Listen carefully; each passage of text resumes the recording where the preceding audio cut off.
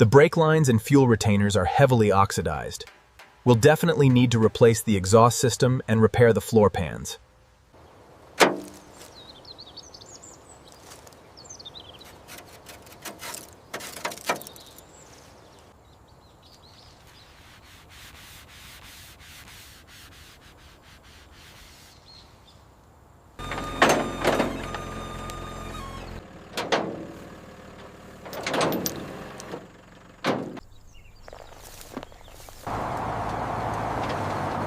The corrosion on these rockers is deep. We'll need to address the frame bracing first. And the grill is completely shot.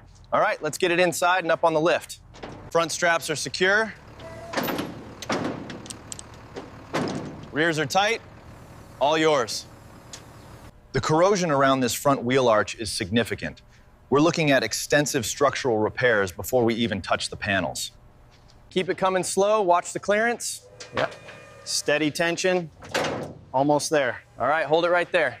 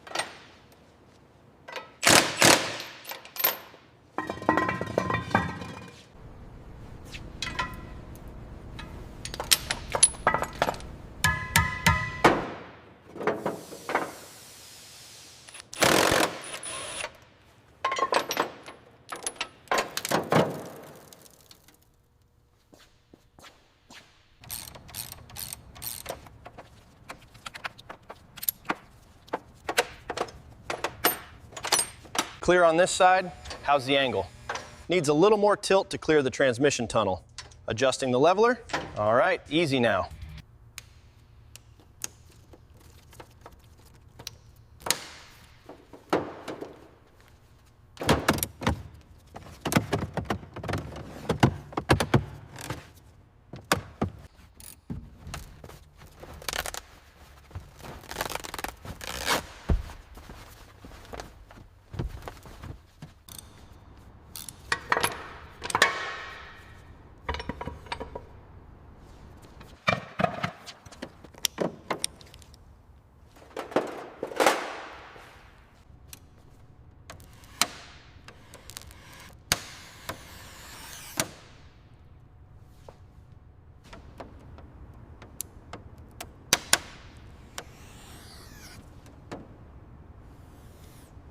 Torque looking good back there.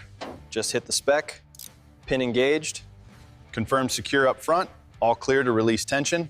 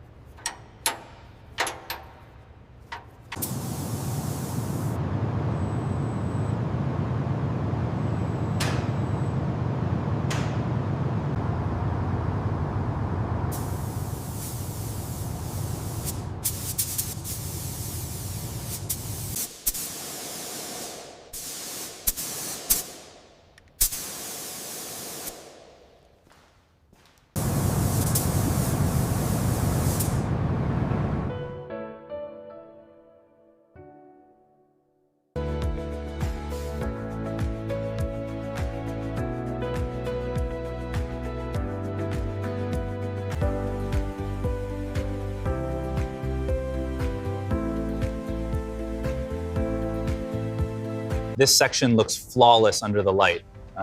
Confirmed. Metallic orientation is perfect. We're good to proceed.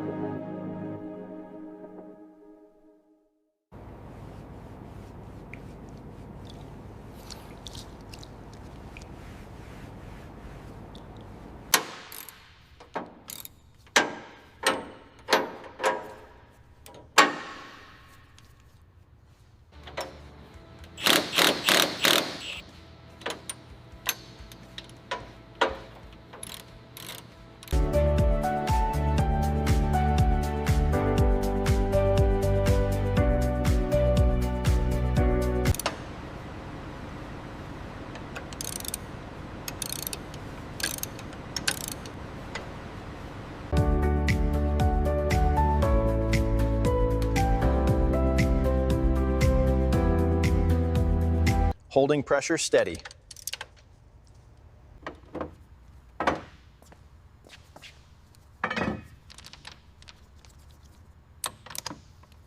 Millimeter more to the left, easy now. Sitting flush, ready for the mounts.